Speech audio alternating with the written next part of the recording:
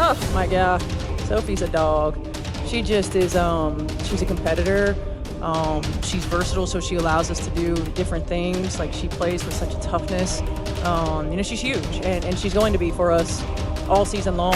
The WNBA thought they could silence Sophie Cunningham with a measly $400 fine and sweep their biggest scandal under the rug. They were dead wrong. What happened next turned this unknown guard into a multimillionaire overnight while completely humiliating the league's leadership. This isn't just about one hard foul or one heated moment. This is about how the WNBA's complete failure to protect their biggest star created a monster they never saw coming. This is what happens, right? This is what happens. You've got competitive women who are the best in the world at what they do, right? And when you allow them to play physical and you allow these things to happen, they're going to compete.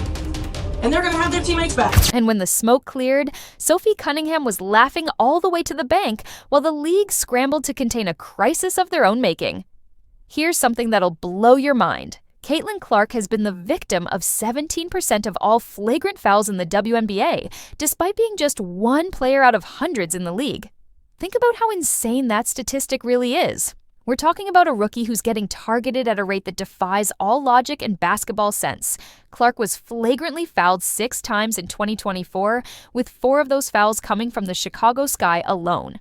This isn't coincidence. This isn't normal physicality. This is systematic targeting of the league's most valuable asset. And the WNBA officials, they've been turning a blind eye to this travesty for months, allowing veterans to essentially haze the player who's single-handedly saving their struggling league from financial ruin. The breaking point came on June 17, 2025, during what should have been a routine victory for the Indiana Fever over the Connecticut Sun. With the Fever dominating 88-71 in the final minute, Connecticut's players decided to take their frustrations out on Clark in the most cowardly way possible. First came the eye poke from longtime rival JCS Sheldon, a move so blatantly dirty it sparked an immediate shoving match. But that wasn't enough for the Sun players. Marina Maybury then escalated things by shoving Clark to the floor in what can only be described as a disgraceful display of poor sportsmanship. The referee's response? Technical fouls all around and a flagrant one for Sheldon. Basically, a slap on the wrist for behavior that would get players suspended in any other professional league. That's when Sophie Cunningham decided she'd seen enough. With 46 seconds left on the clock and officials clearly unwilling to do their jobs, Cunningham took justice into her own hands. She wrapped up Sheldon with a hard foul that sent a crystal clear message to everyone in that arena and watching at home.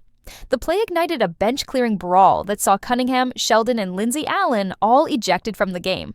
Cunningham was unapologetic afterwards, telling reporters, "It was a build-up for a couple of years now of them just not protecting the star player of the WNBA. At the end of the day, I'm going to protect my teammates." The WNBA slapped her with a $400 fine for the flagrant 2 foul, thinking that would be the end of it. They couldn't have been more wrong.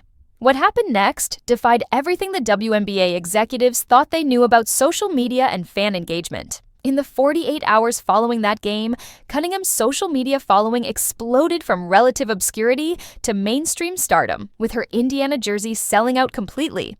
Her TikTok followers surged from 400,000 to over 1.2 million practically overnight.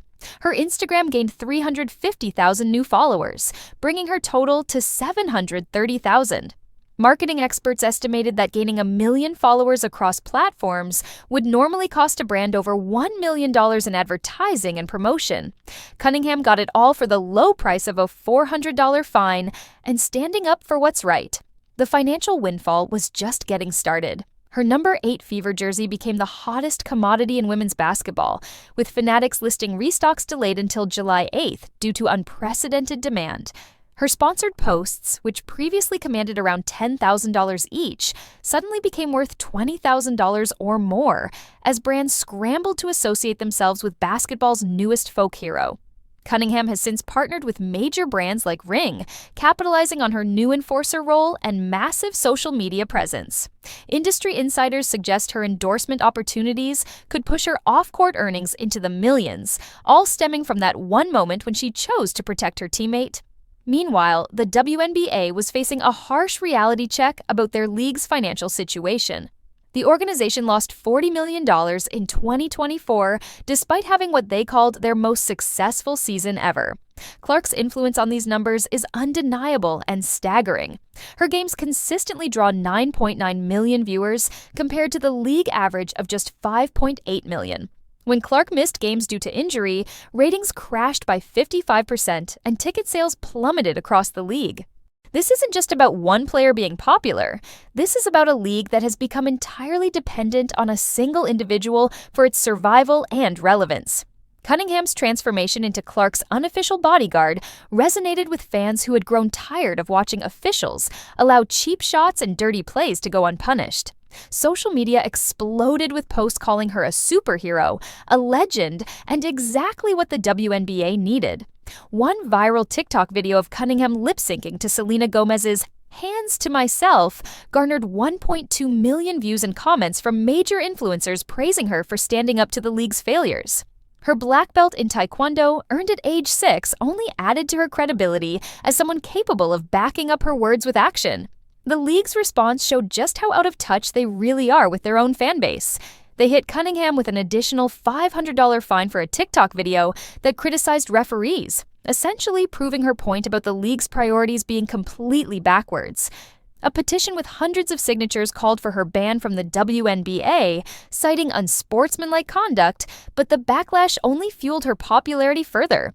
Fans rallied behind her as Clark's protector, with one ex-user writing, "Sophie Cunningham's $400 fine was the best investment ever. Her jersey sold out, and she's got the WNBA shook." The league tried to punish her into silence and instead created their newest marketing phenomenon.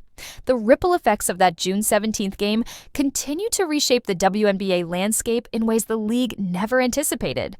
Cunningham's jersey sales are reportedly outpacing even established stars like Aja Wilson, proving that fans gravitate toward authenticity and loyalty over pure statistics. Her role as Clark's enforcer has shifted team dynamics, allowing Clark to focus on her game without constantly looking over her shoulder for the next cheap shot.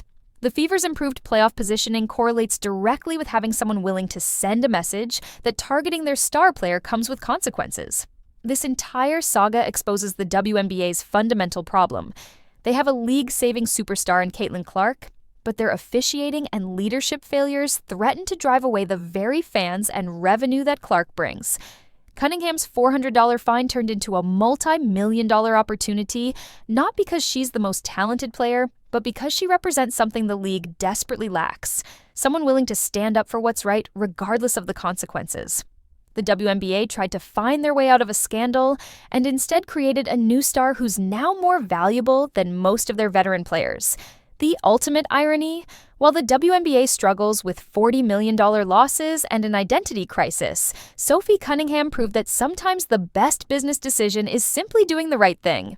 Her willingness to protect Caitlin Clark at the cost of a fine transformed her from an unknown role player into a household name with millions in earning potential. The league wanted to make an example out of her, but she made fools out of them instead. And as long as officials continue failing to protect their biggest stars, players like Cunningham will keep stepping up to fill that void, turning league punishment into personal profit along the way.